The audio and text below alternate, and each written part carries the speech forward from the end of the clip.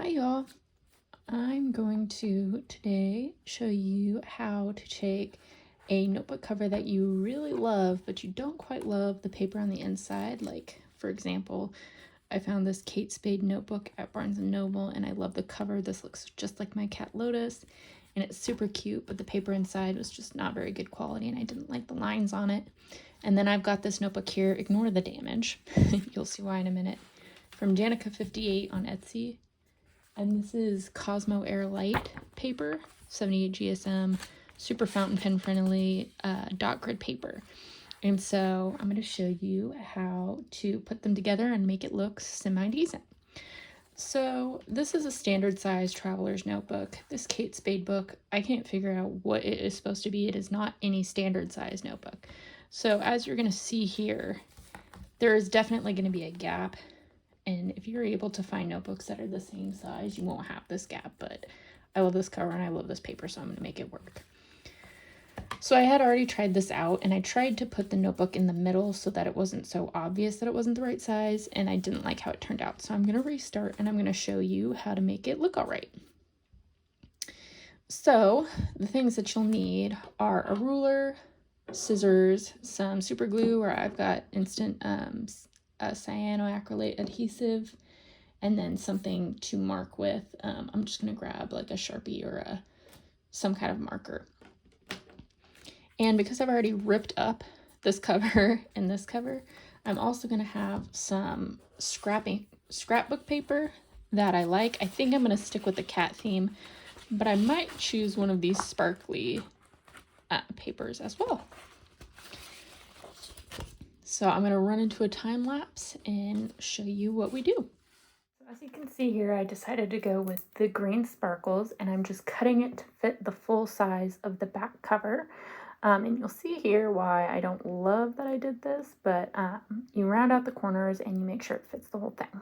Now I'm gluing it on totally, so I'm covering the spine and everything. You'll see in a minute that if I were to do this over, I would not glue in the spine. I would glue two separate pieces of paper. And you'll see now I'm trying to flatten everything out, and when I go to open it, I can't open it all the way, and that's because that construction paper is holding the spine and not allowing it to bend. So I'm going in here and I'm cutting up the spine, which is what I should have just done in the very first place, because now I was risking cutting the actual cover. I didn't, and so it was okay, but just for future reference. So now what I'm trying to do here is I'm trying to get it so that the notebook will close all the way without the spine getting in the way, but it will also lay completely flat. So I'm gluing the actual cover of the inside paper to the cover of the notebook. And as you can see here, I got some glue on the paper, so I had to rip it all apart. So don't do that. But you'll be able to see here as I'm done that I'm actually able to fully open the notebook now, as well as close it without any issues. Just for added aesthetics, I'm going to go ahead and cut some of this glitter paper and put it on the front and the back covers, just so it's seamless and it looks a little bit more like it's what's supposed to be there. And I'm cutting off the excess with an Expo marker. All right, so a couple things to note that I'll talk about, or that I talked about during that time lapse.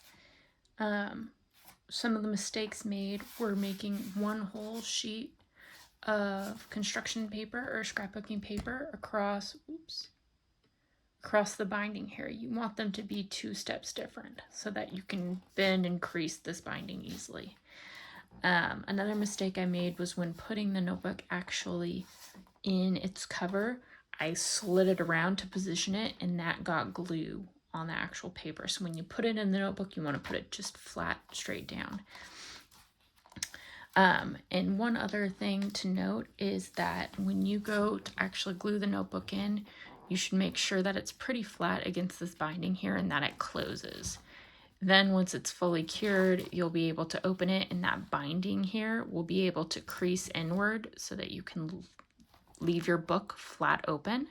But if you start with your book flat open and try from here to glue it, you may find that you're unable to close the book fully, which is what happened the first time I did it. So I would start by gluing one side down and making sure you can fit the cover completely over to the other side, and then gluing that side down as well. Hold it until it cures. And if your binding is not being